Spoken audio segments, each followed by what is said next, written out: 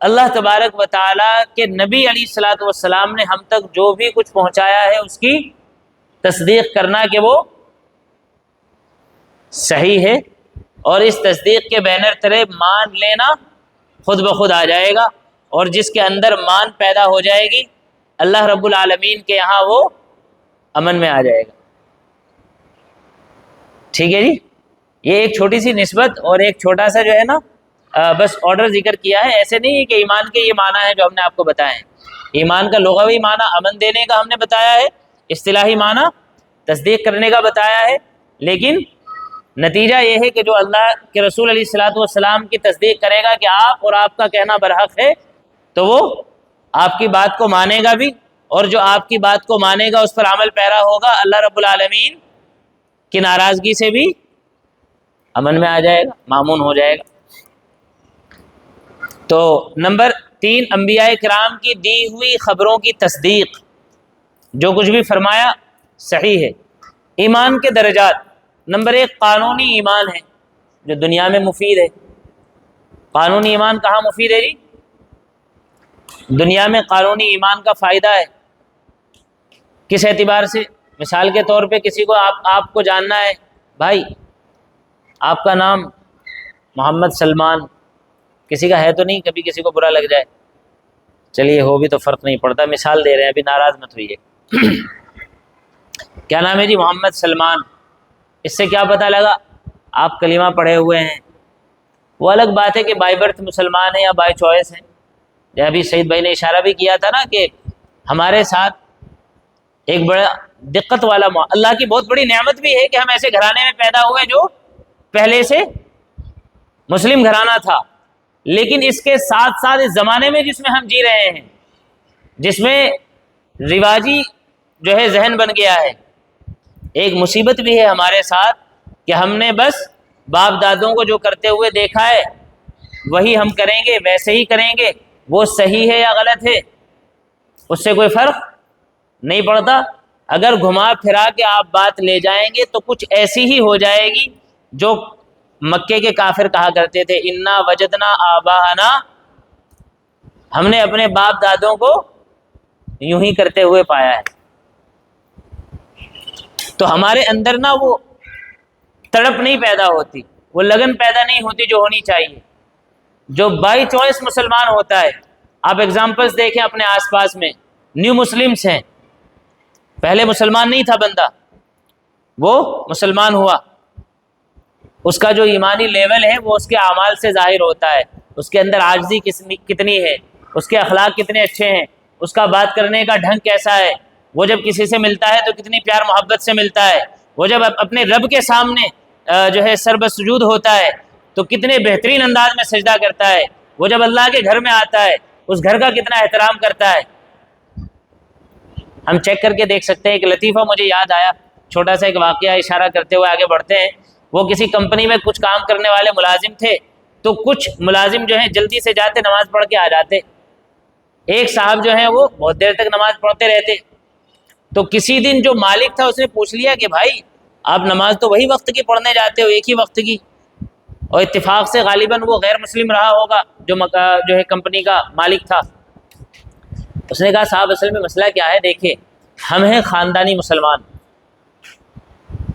ٹھیک ہے جی، یہ جو بندہ ہے یہ ابھی ابھی مسلمان ہوا ہے، تو ہم تو چونکہ خاندانی ہے نا، ہمیں نہیں ٹائم لگتا نماز پڑھنے میں، اس کو ٹائم اس لیے لگتا ہے، نو سیکھیا ہے بیچارہ، تو ہم خاندانی مسلمانوں کی نماز کیسے ہوتی ہے، جس کے بارے میں اللہ کے رسول صلی اللہ علیہ وسلم نے یوں فرمایا تھا ایک صحابی کو دیکھ کر، صلی فإنک لم تصلی، پھر سے پڑھ، نہیں ہوئی ہے جو تو نے پڑھی ہے۔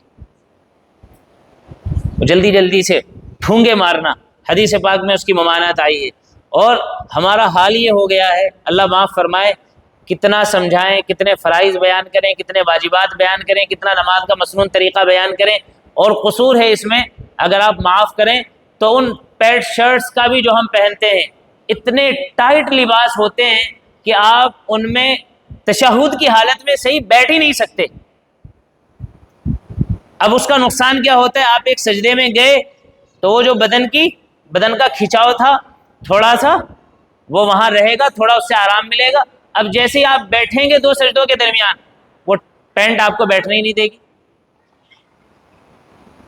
اور اگر لباس صحیح پہنا بھی ہے تو پھر مزاج بن گیا ہے جلدی جلدی والا، تو اٹھک بیٹھک چلتی رہتی ہے۔ تو بھائی ایک ایمان ہے قانونی، جس کو ہم یوں کہہ لیجئے کہ کاغذی ایمان ہے جو چل رہا ہے، جس میں ہم ایک دوسرے کو یوں کہتے ہیں بھائی آپ کا نام فلاں ہے، اچھا مسلمان ہے۔ کسی نے کہہ دیا جی میرا نام آرین ہے، اچھا اس کا مطلب غیر مسلم ہے۔ تو یہ ہے قانونی جو دنیا میں فائدہ پہنچا رہا ہے کسی بھی اعتبار سے، کہ بھئی آپس میں مسلمان کے مسلمان پہ کیا حقوق نکاح ہو سکتا ہے کہ نہیں ہو سکتا ہے، معاملات کیسے ہونے چاہیے۔ ایک حقیقی ایمان ہے جو آخرت میں مفید ہے۔ ایک کیا ہے جی؟ حقیقی ایمان۔ آپ باہر سے کیسے دکھتے ہیں، اس ایمانیات میں یہ چیز بہت زیادہ میٹر نہیں کرتی، بلکہ اس میں آپ کا اندرون کیا ہے۔ مثال کے طور پہ آپ کسی آدمی کی مدد کر رہے ہیں تو آپ مدد جو کر رہے ہیں اس میں آپ کی انٹینشن کیا ہے، دکھاوا یا صرف مدد اللہ کی رضا کے لیے۔ تو اسی طریقے سے ایمان بھی جو حقیقی ایمان ہے، اور جو کچھ بھی ہم کر رہے ہیں صرف اللہ ہی کی رضا کے لیے کر رہے ہیں، وہ چاہے ہمارا روزہ ہو، ہماری نمازیں ہوں، ہمارے اخلاق ہوں، ہمارا دینا ہو، ہمارا جو ہے تسلیم کرنا ہو، سب کا سب کس کے لیے ہو، صرف اور صرف اللہ ہی کی رضا کے لیے۔ اپنی ناک کا مسئلہ، اپنی پوسٹ کا مسئلہ، اپنی کرسی کا مسئلہ، اپنی چودراہٹ کا مسئلہ، اور اپنا کسی طرح انانیت کا مسئلہ اس کے اندر اگر نہیں ہے تو پھر یہ وہ چیز ہے جو ایمان کے زمرے میں آئے گی اور آپ کو کہاں کے لیے فائدہ پہنچائے گی؟ نیند آ گئی ہے بھائی؟ کہاں فائدہ پہنچائے گی جی؟ آخرت میں فائدہ پہنچائے گی۔ آگے جو ہے یہ بات کہی جا رہی ہے کہ حقیقت یہ ہے کہ ہماری اکثریت وہ ایمان حقیقی سے محروم ہے۔ اللہ رب العالمین کی ذات کا استحضار جیسے ہونا چاہیے ویسے ہمیں ہے، ویسے ہمیں نہیں ہے، جس طریقے سے وہ استحضار ہمیں ہونا چاہیے۔ اللہ تبارک و تعالی ہمیں عطا فرمائے۔ اور مزید یہاں سورہ آل عمران کی جو آیت نمبر 139 ہے، میرے خیال سے اگر یہ آپ کو سنا دی جائے تو زیادہ فائدہ مند رہے گی یہ بات۔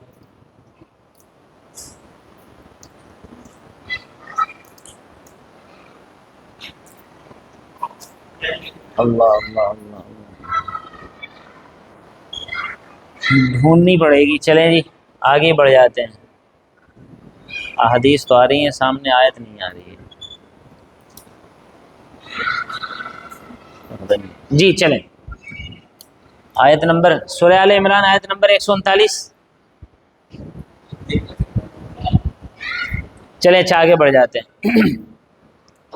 مزید بس یہاں یہ بات آپ سمجھ لیجئے کہ جو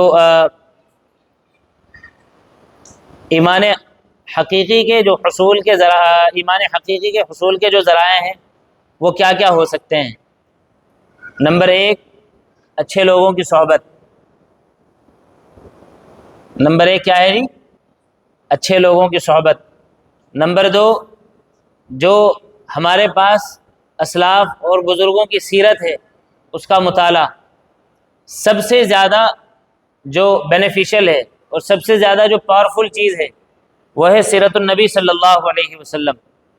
آپ علیہ الصلوۃ والسلام کی جو سیرت ہے ہم اس کا مطالعہ کریں۔ البتہ پڑھ دیجئے۔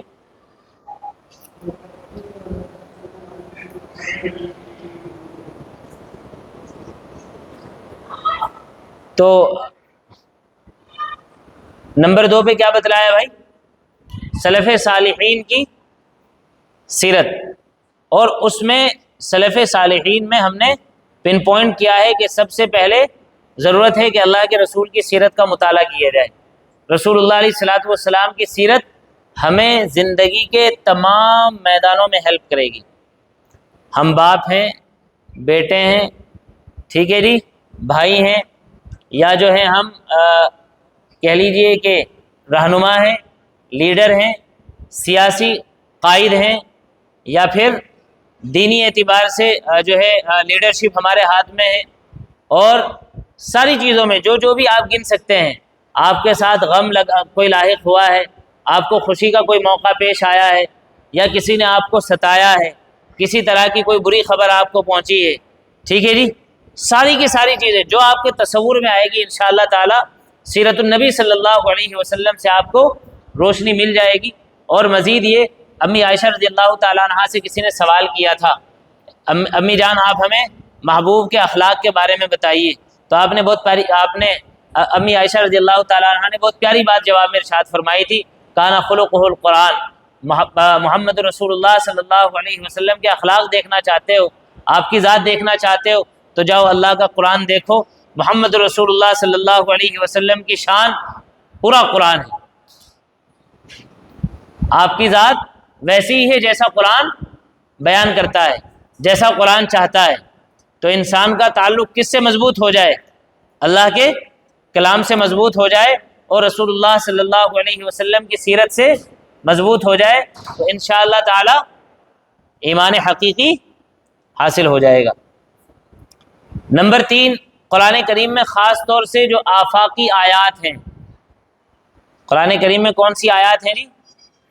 آفاقی آیات ہیں، یعنی اللہ تبارک و تعالی اس طرح کا تذکرہ فرما رہے ہیں کہ دیکھو ان چیزوں میں غور کرو۔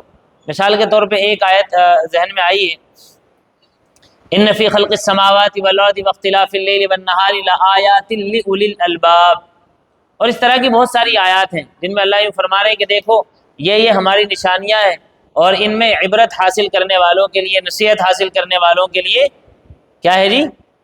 موعظت ہے اور موقع عبرت ہے، یہاں سے نصیحت حاصل کی جائے۔ ایسے ہی آیات انفسی پر غور کیا جائے، جو اللہ تبارک و تعالی انسان کے بارے میں ہی جہاں جہاں پہ وفی انفسکم افلا تبصرون، سورہ زاریات کی آیت نمبر 21 ہے، یعنی تم اپنے آپ میں ہی غور کرو، کچھ بھی نہیں تھے، اللہ پاک نے ماں باپ کو ذریعہ بنا کر کے ایک انسان کو وجود بخشا، اس کو کیا کیا نعمتیں عطا فرمائی، کون ہے وہ ذات جو سب عطا کرنے والی ہے، اور کیا کیا وہ نعمتیں ہیں جو عطا کی گئی ہیں، کیا کیا ان سے مزید نفع حاصل کیا جا سکتا ہے، اپنی آخرت کے لیے ان نعمتوں کا استعمال بہتر سے بہتر کیسے کیا جا سکتا ہے۔ آیات قرآنی پر غور، جو قرآن کریم کے تعلق سے سمجھنے سمجھانے کے لیے اللہ پاک نے کچھ ارشادات فرمائے ہیں۔ نمبر 2، عمل صالح، ایمان کے بعد عمل صالح کا نمبر آتا ہے۔ پہلے یہاں عمل اور فعل میں ایک فرق آپ سمجھ لیجئے، عمل اور فعل میں جو ہے نا فرق ہے اپنی ذات کے اعتبار سے۔ مثال کے طور پہ انسان کوئی بھی کام کر رہا ہے اور عادت کے طور پہ کر رہا ہے، وہ کیا ہے جی؟ اس کی ایک عادت ہے اور اس کا ایک معمول ہے جی، ہیبٹ۔ فعل ہے جو آدمی اپنی انٹینشن کے ساتھ کر رہا ہے، باقاعدہ اس نے نیت کی ہے۔ فعل کے معنی بھی کام کے آتے ہیں، عمل کے معنی بھی کام کے آتے ہیں۔